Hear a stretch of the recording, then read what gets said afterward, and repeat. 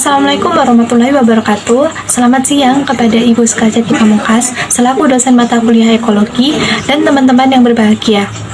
Di sini topik yang akan kami bahas adalah komponen ekosistem.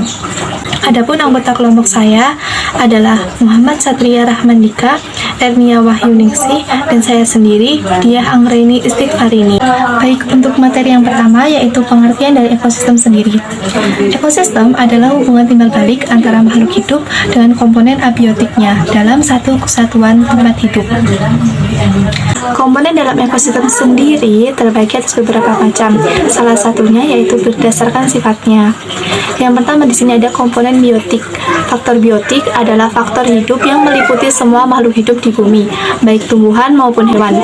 Dalam ekosistem, tumbuhan berperan sebagai produsen, hewan berperan sebagai konsumen, dan mikroorganisme berperan sebagai dekomposer. Yang selanjutnya ada tingkatan-tingkatan organisme. Yang pertama dalam tingkatan individu. Individu itu merupakan organisme tunggal, seperti seekor hewan, sebatang pohon kelapa, dan seorang manusia. Yang kedua ada populasi.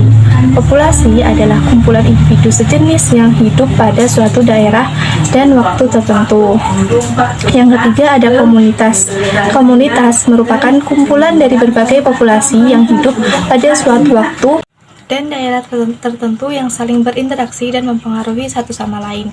Yang keempat ada ekosistem, yaitu komunitas dan lingkungannya selalu terjadi interaksi. Interaksi ini menciptakan kesatuan ekologi yang disebut ekosistem.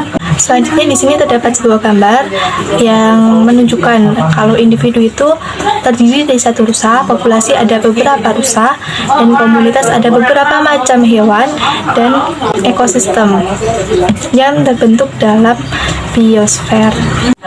Yang selanjutnya komponen berdasarkan sifatnya yaitu komponen abiotik. Komponen abiotik merupakan komponen fisik atau bagian yang tidak hidup dari lingkungan. Kemampuan organisme untuk hidup dan berkembang biak tergantung faktor fisika dan kimia lingkungannya. Contohnya ada cahaya, air, udara, tanah, dan tekanan udara, suhu, iklim, dan topografi. Selanjutnya ada komponen berdasarkan fungsi. Yang pertama ada komponen autotrof, yaitu organisme yang mampu menyediakan atau mensintesis makanan sendiri yang berupa bahan-bahan anorganik dan dari bahan-bahan organik dengan bantuan energi matahari dan klorofil. Oleh karena itu, organisme yang mempunyai klorofil disebut organisme autotrof. Yang kedua ada komponen heterotrof, yaitu organisme yang mampu memanfaatkan bahan-bahan organik sebagai bahan makanannya dan bahan tersebut disintesis dan disediakan oleh organisme lain. Manusia, hewan, jamur, dan jasad renik termasuk dalam kelompok ini. Kemudian komponen berdasarkan peranannya. Yang pertama yaitu ada produsen. Produsen merupakan organisme yang menyusun senyawa organik dengan bantuan cahaya matahari untuk membuat makanannya sendiri. Misalnya yaitu tumbuhan hijau, beberapa bakteri yang mempunyai klorofil, dan ganggang hijau biru. Yang kedua yaitu konsumen, yaitu organisme yang tidak mampu membuat makanannya sendiri tetapi tergantung dari organisme lain. Contohnya manusia, hewan, dan lain-lain. Ketiga yaitu dekomposer, yaitu organisme yang mengurai sisa-sisa organisme untuk memperoleh makanan atau bahan organik yang dibutuhkan, misalnya bakteri dan jamur. 4 yaitu detritivor, yaitu organisme yang memakan partikel-partikel organik atau detritus. Detritus merupakan hancuran jaringan hewan dan tumbuhan. Nah, contohnya yaitu cacing tanah, keliwung, binatang laut, dan juga kutu kayu. Selanjutnya yaitu ada komponen berdasarkan peranannya. Yang pertama yaitu produsen. Produsen merupakan organisme yang menyusun senyawa organik dengan bantuan cahaya matahari untuk membuat makanannya sendiri. Misalnya tumbuhan hijau, beberapa bakteri yang mempunyai klorofil, dan ganggang hijau biru. Kedua ada konsumen. Konsumen yaitu organisme yang tidak mampu membuat makanan sendiri tetapi tergantung dari organisme lain. Contohnya yaitu manusia, hewan, dan lain-lain. Ketiga ada dekomposer. yaitu organisme yang mengurai sisa-sisa organisme untuk memperoleh makanan atau bahan organik yang dibutuhkan, misalnya bakteri dan jamur. Keempat, yaitu detritivore, yaitu organisme yang memakan partikel-partikel organik atau detritus. Detritus merupakan hancuran jaringan hewan dan tumbuhan, misalnya cacing tanah, keliwung, binatang laut, dan kutu kayu. Yang kedua yaitu ada interaksi antar komponen abiotik. Di alam, antara komponen abiotik juga saling berinteraksi. Komponen abiotik dapat mempengaruhi komponen abiotik lain secara timbal balik.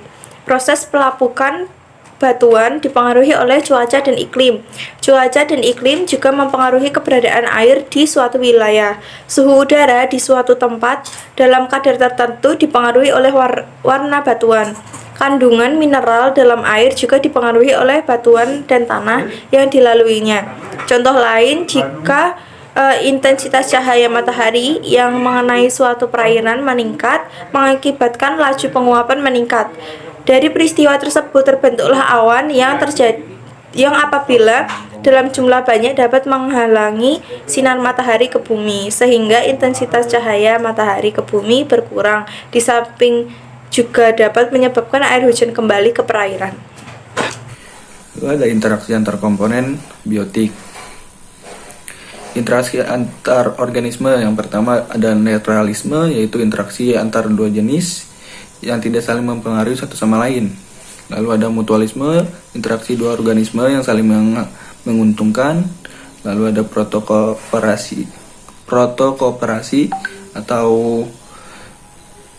interaksi protokooperasi ini terjadi hubungan timbal balik antara kedua organisme yang bersifat menguntungkan. Lalu ada komensalisme, yaitu secara menguntungkan satu organisme tetapi tidak berpengaruh terhadap organisme yang lain.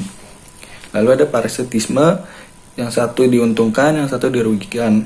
Lalu ada predasi atau predatorisme. Lalu ada herbivori, yaitu bentuk interaksi di mana hewan mengkonsumsi seluruh atau sebagian tumbuhan dari konsumen. Lalu ada interaksi antar populasi. Yang pertama ada kompetisi, yaitu bentuk hubungan antara spesies yang satu dengan yang lain.